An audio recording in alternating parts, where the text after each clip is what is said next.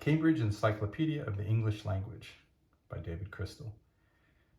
Well, we've got a different book by David Crystal called The Stories of English, and it's kind of interesting because right inside this book, he also talks about the stories of English. Well, we'll get to that in a second. This is a hardback book.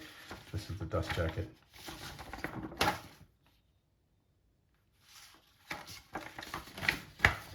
And this is what the book looks like without the dust jacket. It's got this sort of durable kind of binding here.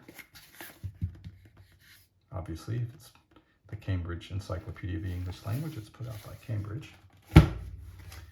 And it's not a small book. It's nice and it's got good dimensions here.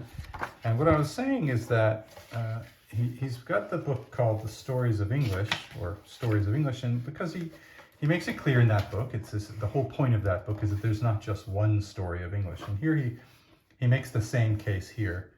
And so that's obviously something that David Crystal is very interested in. Let's have a look at the table of contents, and then we'll flip through it a little bit. It goes through Old English, to the sort of chronology of it at first. And then we have all kinds of other things to think about. Grammatical mythology.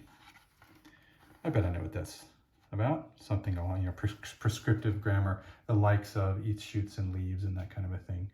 You know what I'm talking about. Let's see, there's a hair in there. We'll get rid of that. And varieties of discourse, regional variation, and so on. Throughout the book, it's totally broken up with illustrations and asides and graphs, and it really makes it takes a subject that I don't find dry, but that some people might find dry, and they really try to do their very best to make it readable and pull things out that catch your eye. And so you're not just reading blocks of text. It's just text. It's absolutely packed.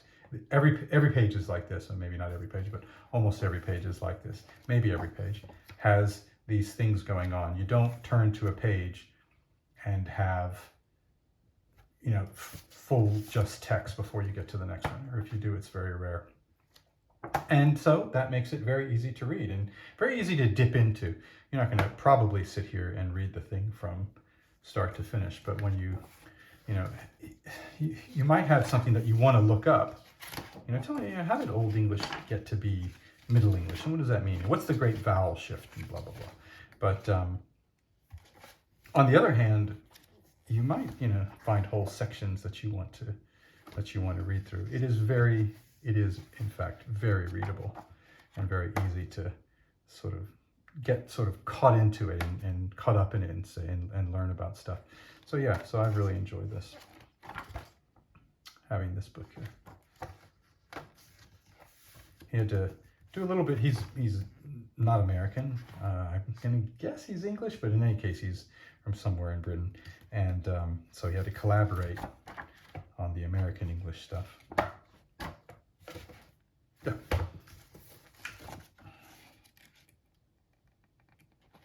I just thought I'd flip back and see when this was published. I don't know if there's a newer edition. So published in '95.